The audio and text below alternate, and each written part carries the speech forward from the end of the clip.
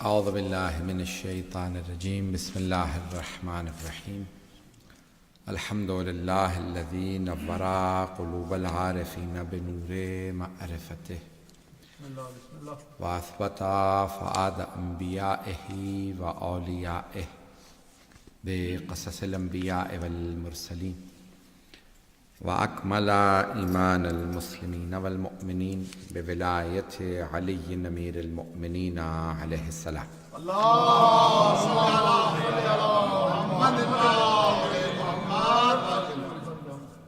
والصلاة والسلام والتحیۃ والاکرام علی افضل الموجودات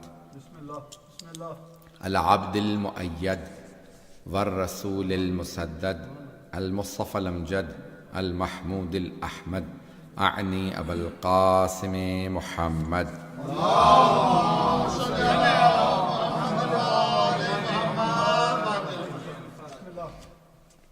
وعلى روحه ونفسه وسهره ووسيه سيد الأتقياء والأصفياء مولى الموالي إمام المتقين علي بن أبي طالب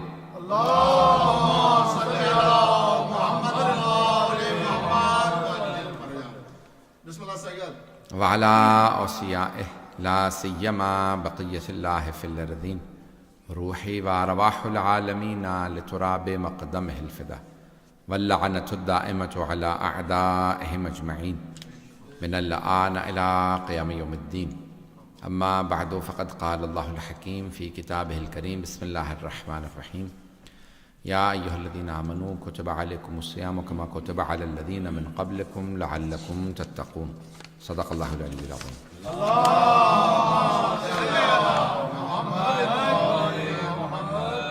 سورہ فاتحہ کی درخواست ہے ڈاکٹر مولوی برکت علی اور زینب بی بی مرحوم طفیل حسین اور فضل بی بی مرحوم حاجی وارث علی اور اختر وارث مرحوم الحاج ڈاکٹر امیر افضل ترابی اور زوجہ وفا افضل ترابی اور جملہ مرحومین مومن و مومنات جو دنیا سے رخصت ہو گئے حاضرین کے مرحومین کے الفاتحہ بسم اللہ الرحمن الرحیم الحمد للہ رب العالمین الرحمن الرحیم مالک یوم الدین ایاک نعبد و ایاک نستعین اهدنا الصراط المستقیم صراط الذین انعمت علیہم غیر المغضوب علیہم ولا الضالین بسم اللہ الرحمن الرحیم قل هو اللہ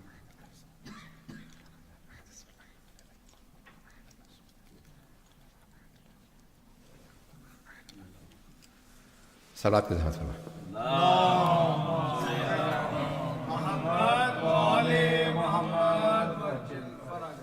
میں نے ایک موضوع شروع کر رکھا ہے اسی کو جاری رکھتے ہوئے سلسلہ 5 ماہ مبارک رمضان اختتام پہ ہے اور میری یہ چوتھی آپ کے یہاں مجلس ہے۔ میں نے موضوع البتہ ذہن میں سوچا یعنی ایک دن کے لیے تھا لیکن پھر وہ اس کو جاری رکھے ہوئے ہوں۔ یا ایھا الذین آمنوا کتب علیکم الصیام کما کتب علی الذین من قبلکم لعلکم تتقون، اے ایمان والو روزے تم پہ فرض کر دیے گئے ہیں جس طرح سے گزشتہ امتوں پہ فرض کیے گئے تھے تاکہ تم متقی بن جاؤ۔ تو میں نے عرض کیا تھا کہ فلسفہ احکام ہے کہ نماز کا کوئی فلسفہ ہے، کوئی نہ کوئی حکمت ہے۔ تو جناب سیدہ نے تمام کے تمام ان احکام کی کوئی حکمت بتائی ہے، اور میں نے عرض کیا تھا کل کہ آپ نے فرمایا کہ اللہ نے نماز کو اس لیے بنایا ہے تنزیہاً عن الکبر کہ یہ تکبر سے بچاتی ہے، روزے کو اس لیے بنایا کہ یہ اخلاص عطا کرتا ہے، اور جعل الزکات، زکوٰۃ کو کیوں بنایا، خمس و زکوٰۃ اللہ نے رکھی ہیں، تو یہ زکوٰۃ و خمس کو کیوں رکھا؟ تو بی بی فرماتی ہیں کہ للنمو والتزکیہ، مال کو پاک کرنے کے لیے،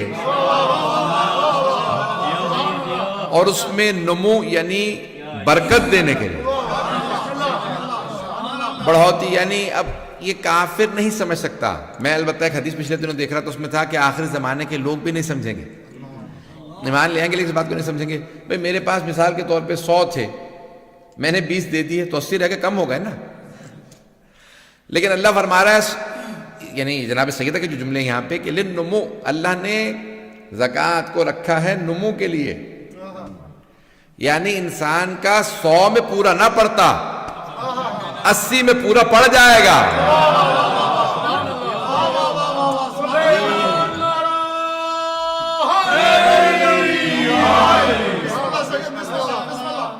تو عزیزان گرامی بعض اوقات انسان یہ سوچتا کہ بھی میں نے تو دے دیے، میرے تو کم ہو گئے، خمس و زکوٰۃ نکال لیے کم ہو گئے. نہیں، معصوم فرماتے ہیں اسی کے اندر دو چیزیں ہیں. ایک تو بڑھوتی ہوتی ہے، بڑھتا ہے، یہ بڑھتا ہے. بھئی جو بھی اللہ کا، اس کے رسول کا، اہل بیت کا، سادات کا حق نکالتا رہے گا، اللہ اس کے رزق میں برکت دیتا رہے گا. اور عزیزان گرامی بعض اوقات وہی پیسہ صحیح جگہ لگے گا، غلط جگہ خرچ نہیں ہو جائے گا.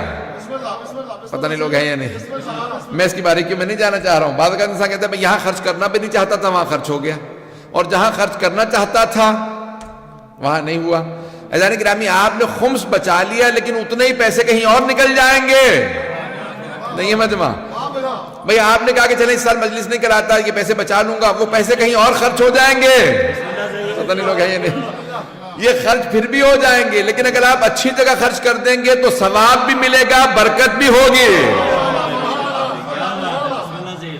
عزیزان گرامی اب یہ ایک دو چیزیں ہیں اس میں. ایک تو ہے نمو، وہ بڑھ جاتا ہے. دوسرا للتزکیہ، بی بی فرما رہی ہیں کہ یہ جو آپ مالیات نکالتے ہیں، خمس و زکوٰۃ نکالتے ہیں، خیرات نکالتے ہیں، اس سے پیسہ پاک ہو جاتا ہے. تزکیہ یعنی جس طرح سے انسان کا نفس کو پاک کرنا ہوتا ہے، جسم کو پاک کرنا ہوتا ہے، ویسے ہی مال کو بھی پاک کیا جاتا ہے. اب دو چار جملے کہوں گا سخت ترین، اور جس کو ہضم نہ ہو تو میرا قصور نہیں ہے. یہاں تک فقہا کا فتویٰ ہے کہ اگر آپ نے خمس نہیں نکالا اور جن پیسوں سے آپ نے لباس خرید لیا، تو اب آپ کے کیونکہ پیسے پاک نہیں تھے، لباس غصبی ہے. ایسے لباس میں نماز نہیں ہوتی، امام کا حق مار رکھا ہے. کم از کم اتنا تو نکال دو کہ کم از کم جن پیسوں سے جو پانی لے رہے ہو وہ وضو کا پانی پاک ہو، جس لباس میں نماز پڑھ رہے ہو وہ لباس پاک ہو. مجھے توقع نہیں تھی کہ آپ داد دے دیں گے. میں تو کہہ رہا تھا کہ اتنے سخت جملے بول رہا ہوں، تلخ جملے بول رہا ہوں. عزیزان گرامی بی بی فرما رہی ہے تزکیہ، یہ اللہ نے خمس و زکوٰۃ رکھا ہے پیسے کے پاک کرنے کے لیے. ایک جملہ میں پیش کر دوں. ہمارے کمیونٹی کے بہت زیادہ لوگ کہتے ہیں، یہاں تو نہیں میں نے سنا ہے، البتہ اللہ کا شکر ہے اصلاح میں نہیں سنا ہے، لیکن میں نے عام طور سے سنا ہے شیعوں کے اندر عام طور سے، بھئی ہم یہ مولویوں کو کیوں پیسے دیں، یہ مجتہدوں کو، بڈھے مولویوں کو پیسے کیوں دیں ہم. عزیزان گرامی اگر آپ کا دل نہیں مانتا نہ دیجئے، انہیں خود مستحق تک پہنچا دیں. پتہ نہیں لوگ ہیں بھئی، آپ کہتے ہیں کہ کسی مولوی کو ہم کیوں دیں، تو نہ دیجئے آپ مولوی کو، کم از کم خود ہی مستحق تک پہنچا دیں. جو غریب سید ہے اسے سہم سادات دے دیں، اور جو غیر سید مستحق ہے اسے سہم امام سے دے دیں. نہیں ہے مجمع بھئی، سہم امام، بھئی امام علیہ السلام اپنے اوپر نہیں خرچ کرتے، یہ جو کمیونٹی کے غیر سادات لوگ ہیں، امام سہم امام سے اسی کو دیں گے. پتہ نہیں لوگ ہیں یا نہیں. اسی طرح سے جب آپ فطرہ نکالتے ہیں تو اس میں لکھا ہوتا ہے باکس سادات کا، یہ غیر سادات کا. پتہ نہیں لوگ ہیں یا نہیں. تو سیدوں کا فطرہ کہ سیدوں کو دے دی جائے گا، غیر سادات کا غیر سادات کو دے دی جائے گا، اور سید کا فطرہ غیر سید کو بھی دیا سکتا ہے. عزیزان گرامی وہاں دونوں کو لگ سکتا ہے. اسی طرح سے خمس بھی ایسے ہی معاملات ہیں. آپ اگر نہیں دینا چاہتے، کسی عالم کو دل نہیں مانتا، تو خود ہی مستحق کو دے دے. آپ کے یہ کہنے سے کہ مولویوں کو کیوں دوں، آپ کا حق ادا نہیں ہوا، پیسہ پاک نہیں ہوا. مستحق جب تک موجود ہے آپ پہ واجب ہے. خمس اگر تو دینا ہوگا، زکوٰۃ اگر واجب ہے تو دینی ہوگی. پتہ نہیں لوگ ہیں یا نہیں. تو یہ کہہ دینا کافی نہیں ہے میں مطمئن نہیں ہوں. اللہ پھر بھی آپ کو کہے گا کہ فرشتوں سے گریبان پکڑو اس کا. مطمئن نہیں تھا تو تجھے مستحق نظر نہیں آ رہا تھا.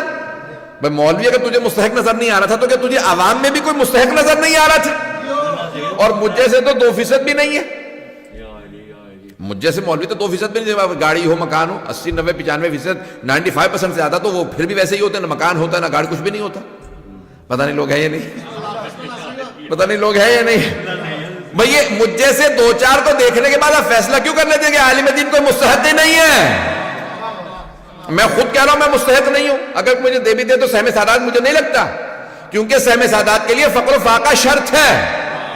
جس کا سال کا پورا خرچہ نہ ہوتا اسے سہم سادات دے سکتے ہیں. جس سید کا سال کا خرچہ پورا نہیں ہوتا اس سید کو سہم سادات دیں گے. جس غیر سید کا سال کا خرچہ پورا نہیں ہوتا اسے سہم امام سے دیں گے. کھاتے پیتے کو نہیں لگتا خمس و زکات. بات پہنچ رہی ہے نہیں پہنچ رہی ہے؟ تو یہ کہنا کافی نہیں ہے بھئی مولویوں کو کیوں دیں. مولویوں کو نہ تو مستحق کو خود دے دو. بینی و بین اللہ، میرے اور خدا کے درمیان میں، میرے اور امام کے درمیان معاملہ ہے.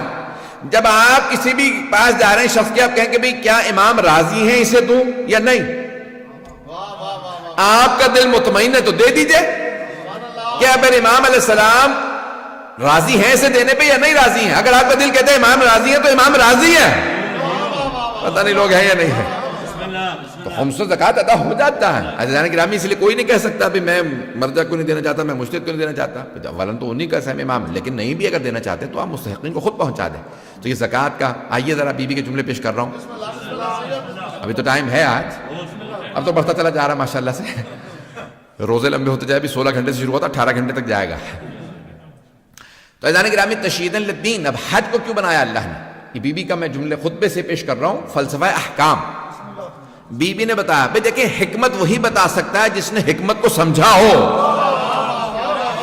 جو اللہ کی نیت کو جانتا، اس نے ارادہ جب کیا نماز واجب ہو تو کیوں ہو.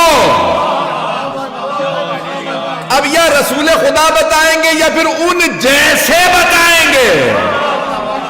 ان جیسے صحابہ اور امت تو ہے نہیں، تو پھر اہل بیت ہی سے پوچھ لو. پتہ نہیں مجمع ہے یا نہیں بھئی. امت و صحابہ تو ہے نہیں ویسے. بہت سے لوگ کہتے ہیں صحابہ کا احترام ہے، ٹھیک ہے اپنی جگہ پہ، لیکن آپ ابھی پاکستان میں دیکھ لیں جہاں ڈنڈا بردار ہمارے کراچی سے تو اٹھا دیا، ہمارے لاہور میں بھی چل رہا ہے. پولیس والوں کو آج بہت انہوں نے مارا ہے. بھئی دیکھیں، جو بھی بیچارہ وہ ملازم ہے حکومت کے ریٹ کو آپ چیلنج کر رہے ہیں، تو وہ انہیں مار رہے ہیں. وہ کیا کہہ رہے ہیں؟ نہیں، یہ جو ہے وہ ہم نے مظاہرہ کیا تو یہ ہمارا مظاہرہ روک رہے ہیں، اس لیے ہم ان کو مار رہے ہیں. اچھا بھی کیا کیوں؟ بھئی ہم صحابہ کا احترام کرتے ہیں، میں نوکر صحابہ تھا. وہ کہتے ہیں جی جیسے جہاں جاؤ ویسا اپنا بینر اٹھا لو. مظاہرے تو ہوتے ہی رہتے ہیں. تو گرام میں وہ کہہ رہے ہیں کیا وہاں صحابہ کا کیوں صحابہ کا احترام واجب ہے؟ کہ وہ رسول خدا صلی اللہ علیہ وسلم کا، اب انہوں نے کیا کچھ جملے استعمال کیے میں ممبر کے احترام میں نہیں استعمال کر سکتا. کہ رسول خدا کا پسینہ پی لیتے تھے اور یہ اور وہ سب کچھ، یہ انہوں نے کہا. بھئی جو پسینے لائق ہیں ان کا تو اتنا احترام، اور جن کی رگوں میں پیغمبر کا خون دوڑ رہا ہے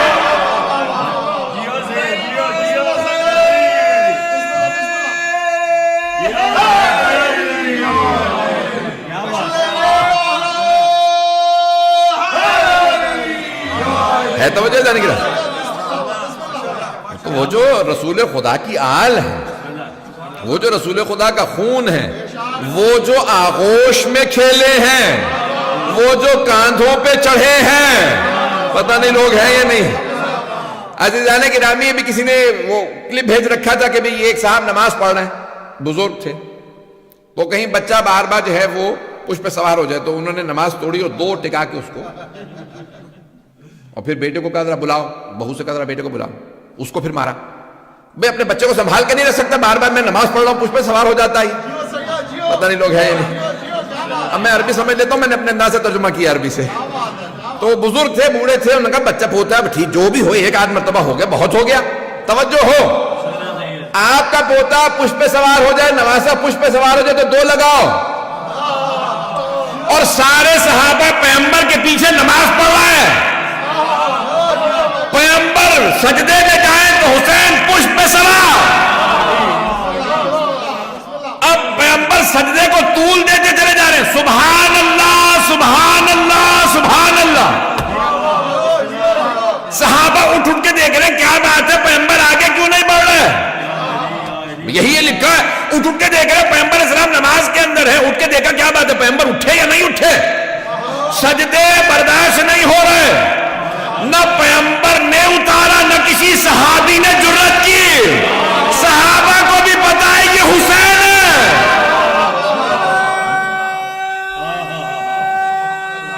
کیا بات ہے،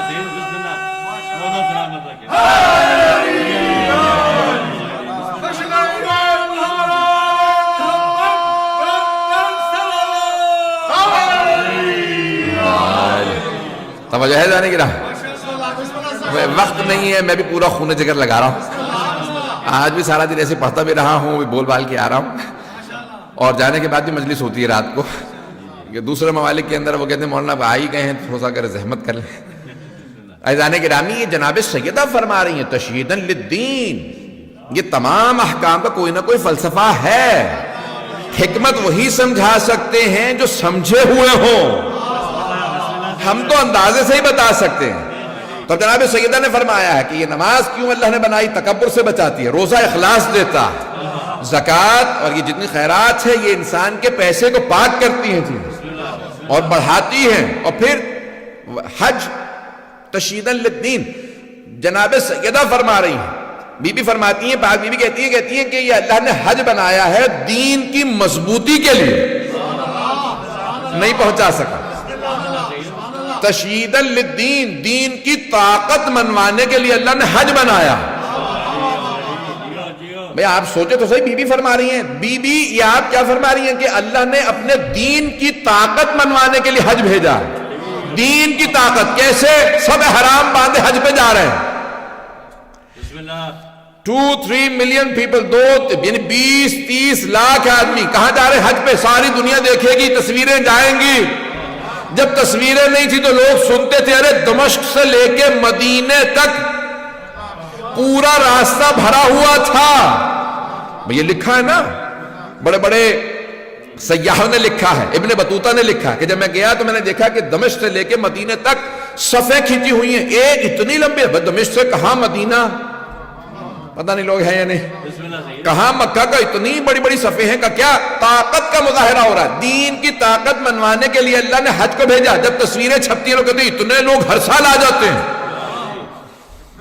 مسلمانوں کی طاقت کا اندازہ ہوتا ہے حج سے، شیعوں کی طاقت کا اندازہ ہوتا ہے 40 کے جلوس سے۔ بے خبردار کوئی جلوسوں کی مخالفت نہ کرے، یہ طاقت کا تشہیداً للدین، بی بی فرماتی ہے دین کی طاقت اللہ نے حج سے منوائی، دین کی طاقت اللہ نے حج سے منوائی ہے۔ عزیزان گرامی لاک ڈاؤن کا مجھے پتا نہیں ہے، لیکن لاک ڈاؤن سے پہلے 2-3 ملین سے زیادہ حج پہ نہیں لوگ ہوئے، 2.7 ملین سے زیادہ لوگ نہیں ہوئے حج پہ۔ حج پہ کتنے لوگ؟ 2.7 ملین، اور کربلا کے اندر 20 ملین سے اوپر۔ کیوں؟ اللہ کا وعدہ، جتنی بڑی قربانی اتنا بڑا صلہ، جزا اللہ دیتا ہے، ہم نہیں دے سکتے۔ حج ہے یاد جناب ابراہیم و جناب اسماعیل و جناب ہاجرہ علیہ السلام، ایسا ہے یا نہیں ہے؟ جناب ابراہیم علیہ السلام کی یاد کا، جناب اسماعیل و جناب ہاجرہ علیہ السلام کی یاد کا نام ہے حج۔ انہوں نے کعبہ بنایا، ایک بی بی صفا مروہ کے درمیان چلی، پتہ نہیں لوگ ہیں یا نہیں، ایک باپ نے بیٹے کے گلے پہ چھری رکھی، نہیں ہے مجمع۔ بھئی انہی ساری یادوں کا نام حج ہے، ان پاک ہستیوں کی، معصوم ہستیوں کی یاد کا نام حج۔ لیکن وہاں ایک باپ نے چھری رکھی تھی، اللہ نے بیٹے کو بچا لیا، کربلا میں ذبح ہو گئے، اس لیے حج میں 20 لاکھ، کربلا میں 2 کروڑ، نہیں ہے مجمع۔ کیوں؟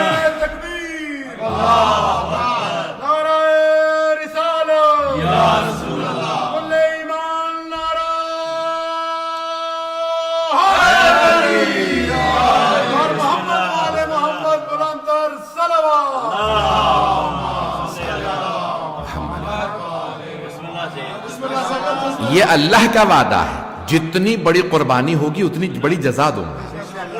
جتنی بڑی قربانی مکے میں ہوئی تھی اتنے حاجی وہاں ہیں، جتنی بڑی قربانی کربلا میں ہوئی، وہاں رسالت کے دوش پہ سوار ہونے والا مارا گیا ہے، پتہ نہیں لوگ ہے یا نہیں۔ وہاں کسی زینب کبریٰ کی قربانی کا صلہ اللہ نے دینا ہے کہ جو فخر ہاجرہ ہے، اگر میں پہنچا پاؤں گا چلیے گا میرے ساتھ۔ عزیزان گرامی فخر ہاجرہ، جناب ہاجرہ صفا سے مروہ کے درمیان چلی تھی، ایسا ہے یا نہیں؟ کس لیے؟ ایک نبی زادہ پیاس سے تڑپ رہا تھا، ایسا ہی ہے نا؟ نبی زادہ ہی تو ہے نا جناب اسماعیل، ایک نبی کے بیٹے تڑپ رہے ہیں پیاس سے پانی کے لیے، تو جناب ہاجرہ نے دیکھا کہ ایک نبی زادہ تڑپ رہا، صفا سے مروہ میں پانی کے لیے دوڑتی رہی، اور فخر ہاجرہ جب دیکھا کہ ایک نبی زادہ حسین پانی کے لیے تڑپ رہا ہے تو خیمے سے باہر آ گئے۔ جب خیمے سے باہر آئی ہیں تو بی بی نے آگے سوال کیا، اما فیکم مسلم، کیا تمہارے درمیان کوئی مسلمان نہیں ہے؟ یہ میرے جد رسول خدا کا نواسا ہے، یہ تمہارے نبی کا نواسا ہے۔ بی بی نے حوالہ رسول خدا کا دیا۔ تھوڑا سا تفصیل سے مسائل پڑھنا چاہ رہا ہوں اذان گرامی، بس تھوڑا سا بخل نہ کیجیے گا، میرے ساتھ چلیے گا۔ میں دیکھ رہا ہوں ابھی آنکھوں میں آنسو ہیں، اتنی قربانیاں۔ تو وہاں جناب ابراہیم نے چھری رکھی بیٹے کے گلے میں، اور جب چھری رکھنے لگے نا، سنیں گے الفاظ، جو دیکھ سکتے ہیں وہ دیکھیں، نہیں تو آنکھیں بند کر لیں، جو دیکھ نہ سکتے مجھے آنکھیں بند کر لیں، رہا چلیں۔ جب جانے لگے نا تو بیٹے نے، جانتے کیا خود کہا، خود بیٹے نے کہا بابا جان میرے ہاتھوں کو رسی سے باندھ دیں۔ کہا بیٹا کیوں؟ ہاتھوں کو کیوں باندھ دوں؟ مجھے تو ذبح کرنا ہے، ہاتھوں کو کیوں باندھ دوں؟ کہا بابا جان کیونکہ جب آپ چھری چلائیں گے نا میں تڑپوں گا، ایسا نہ ہو آپ مجھے تڑپتا محسوس کریں، ہاتھ رک جائیں۔ بات ہے نا آخر، بیٹے کو تڑپتا دیکھے کہیں آپ کے ہاتھ نہ رک جائیں۔ تو جناب ابراہیم نے کہا ہاں میں ہاتھوں کو باندھ دیتا ہوں۔ کہا بابا جان میرے ہاتھ پاؤں باندھ دیجئے۔ اچھا ہاتھ پاؤں باندھ دیے۔ کہا بابا جان ایک اور بات کہوں آپ سے؟ ہاں بیٹا، اب تو آپ ذبح ہی ہونے والے ہیں، باپ تڑپ رہا۔ کہا بیٹا اور کیا بات ہے؟ کہا بابا جان اپنی آنکھوں پہ پٹی باندھ لیجئے۔ بابا جان آنکھوں پہ پٹی باندھ لے۔ کہا بیٹا کیوں؟ کہا بابا ایسا نہ ہو کہیں مجھے تڑپتا دیکھیں گے، آپ کا دل پسیج جائے، میں بیٹا تڑپتا نہیں دیکھ سکتا۔ پتہ نہیں پہنچا پایا ہوں یا نہیں۔ تو جناب ابراہیم نے خلیل خدا نے آنکھوں پہ پٹی باندھ لی، لیکن فخر خلیل حسین ابن علی جب بیٹے کے لاشے پہ آنے لگے نا علی اکبر کے، تو ایک مرتبہ کہا اللہم اشہد، پروردگارہ گواہ رہنا۔ اب وہ اللہ ہے، وہ جانتا ہے میں نے دلوں میں محبت ڈالی ہے، اولاد کی محبت اس نے دلوں میں ڈالی ہے۔ تو اس نے کہا کہ دیکھو ابراہیم کے بھی دل میں نے اولاد کی محبت ڈالی تھی، اور حسین کے دل میں علی اکبر کی محبت بھی میں نے ڈالی ہے۔ تو اب کیا کیا اللہ نے؟ کہا حسین آپ پٹی باندھے نہ باندھے، میں کچھ دیر کے لیے آنکھوں سے نور چھین لوں گا۔ کیوں؟ کیونکہ میں جانتا ہوں جوان بیٹے بوڑھے باپ کا معاملہ ہے، یہ بوڑھا باپ کیسے برچھی نکالے گا۔ تو اب جناب سید الشہداء کے جملے ہیں، جناب سید الشہداء کے جملے ہیں۔ کیا جملے ہیں؟ کہا کہ علی اکبر مجھے آواز دو، بیٹا میری آنکھوں کا نور چلا گیا ہے۔ جناب عباس کے جب لاشے پہ آئے تھے نا تو کہا تھا میری کمر ٹوٹ گئی۔ جناب علی اکبر کے جب لاشے پہ آئے تو کہا آنکھوں کا نور چلا گیا۔ ایک دلیل علماء نے یہ بھی دی ہے کہ جناب علی اکبر علیہ السلام بعد میں شہید ہوئے ہیں۔ جانتے کیا دلیل؟ کہ جب جناب عباس کا لاشا اٹھانے گئے تھے نا تو کہا کمر ٹوٹ گئی، لیکن پھر بھی لاشا بازو اٹھائے، اور پھر جناب عباس نے کہا مولا میرا لاشا خیمے میں نہ لے جائیے گا۔ کہا عباس کیوں؟ کہا مجھے سکینہ سے شرم آئے گی، میں پانی کا وعدہ کر کے آیا تھا۔ لیکن جب جناب علی اکبر کے لاشے پہ آئے نا مولا حسین علیہ السلام، تو جانتے ہیں کیا کہا؟ آوازی یا اطفال بنی ہاشم احملوا اخاکم، اے بنی ہاشم کے بچوں اپنے بھائی کا لاشا اٹھانے میں بوڑھے باپ کی مدد کرو۔ اس کا مطلب ہے جناب عباس نہیں تھے، اگر ہوتے تو کہتے عباس بھائی کی مدد کرو۔ اس کا مطلب ہے جوان بیٹے کا لاشا اٹھانے میں بوڑھے باپ کو مدد کی ضرورت ہوتی ہے۔ اجرکم اللہ، اجرکم اللہ۔ بس بھی بخل نہ کیجیے گا، 5 منٹ بھی باقی نہیں رہ گئے مغرب میں، میرے ساتھ چلیے گا۔ تو میدان منی کے اندر جب جناب ابراہیم نے چھری رکھی نا تو آنکھوں پہ پٹی باندھ لی، بیٹے کے ہاتھ باندھ دیے، پھر چھری چلائی۔ چھری چلانے کے بعد ایک مرتبہ جب آنکھوں سے پٹی ہٹائی تو دیکھا بیٹا صحیح سلامت ہے، اور وہاں پہ ایک بھیڑ ذبح ہو گیا۔ کہا کیا بات ہے؟ ایک مرتبہ آواز قدرت آئے، قد صدقت الرؤیا، اے ابراہیم آپ نے خواب کو سچ کر دکھایا، آپ نے خواب میں دیکھا تھا بیٹا ذبح کر رہا ہوں۔ ایک جملہ کہنے والا ہوں، مجھے معاف کر دیجئے گا، یہاں پہ سب کے سب جن کے بھی گھر میں اولاد ہے نا، تو ایک مرتبہ میرے ساتھ چلیں. اب گھر آئے جناب اسماعیل، جب گھر آئے نا تو جناب ہاجرہ نے ایک مرتبہ جناب اسماعیل کا کرتا دیکھا، گلے پہ چھری کا نشان تھا.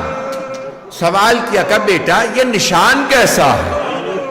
کہ اماں کچھ بھی نہیں ہے، بابا نے چھری رکھی تھی، چلائی نہیں تھی. جناب ہاجرہ 3 دن بیمار رہی، اگر چھری چل جاتی تو کیا ہوتا؟ ماں سے برداشت نہیں ہوا. ہائے میرا اسماعیل، اگر چھری چل جاتی، میں کہوں گا اے جناب ہاجرہ، ہاتھ باندھ کے کہوں گا ذرا کربلا آ کے دیکھے. ایک لیلا دیکھ رہی ہے، چھری چل گئی. اجرکم اللہ، اجرکم اللہ. چھری چل گئی. میں ایک جملے پیش کروں، بہت بزرگ عالم دین، ان کے بھی چلیں سال ثواب کے لیے، مرحوم ہو گئے، سید حسن شاہ صاحب کا جملہ پیش کر رہا ہوں، 2 منٹ کی زحمت دوں گا. مرحوم فرماتے تھے کہ ایک مرتبہ جناب سید الشہداء لاشا لے آئے. جب لاشا لائے نا جناب اکبر علیہ السلام کا، تو سب سے پہلے جناب زینب کبریٰ آئیں، ساری بیویاں آ گئیں. اب جناب سید الشہداء نے پوچھا جناب فضہ سے کہ فضہ، اکبر کی ماں لیلا کیوں نہیں آئیں؟ جاؤ جا کے لیلا کو بلا لاؤ. تو مرحوم فرماتے تھے ایک مرتبہ جناب فضہ اس خیمے میں آئیں جہاں جناب لیلا تھی. جناب فضہ فرماتی ہے میں نے دیکھا لیلا کبھی خیمے کے اس طرف گرتی ہے، کبھی اس طرف گرتی ہے. میں نے پوچھا لیلا کیا بات ہے، لاشے پہ کیوں نہیں آتی؟ تو جناب لیلا نے فرمایا اما فضہ، مجھے خیمے کا پردہ نظر نہیں آ رہا، میری آنکھوں کا نور چلا گیا، میرا اکبر مارا گیا. میرا ہاتھ پکڑے مجھے علی اکبر کے لاشے پہ لے جائیں. مجھے الا لعنت اللہ علی القوم الظالمین وسیعلم الذین ظلموا ای منقلب ینقلبون. بس بھئی ہاتھوں کو بلند کیجئے گا. پروردگارا، واسطہ اس ماں کا جو جب بیٹے کے لاشے پہ آئیں تو دونوں ہاتھ سینے پہ رکھے اور ایک جملہ کہا، علی اکبر بتاؤ میں کسے آپ کے بابا پہ قربان کروں؟ آپ کہتے تھے نا میں بابا پہ قربان ہونا چاہتا ہوں. علی اکبر آ کے دیکھیں آپ کے بابا تنہا رہ گئے ہیں. بس بھئی بڑا سخت ہے نا.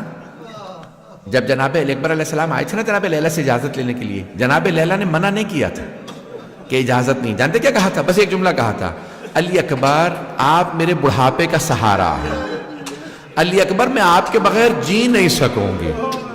جناب علی اکبر سمجھ گئے کہ ماں اجازت نہیں دے، راضی نہیں.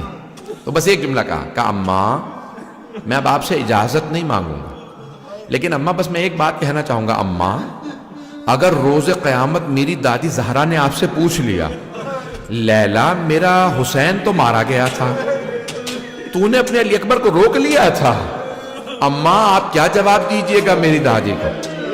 تو جناب لیلا نے فرمایا علی اکبر میں سمجھ گئی آپ کے بابا کا مقام زیادہ ہے.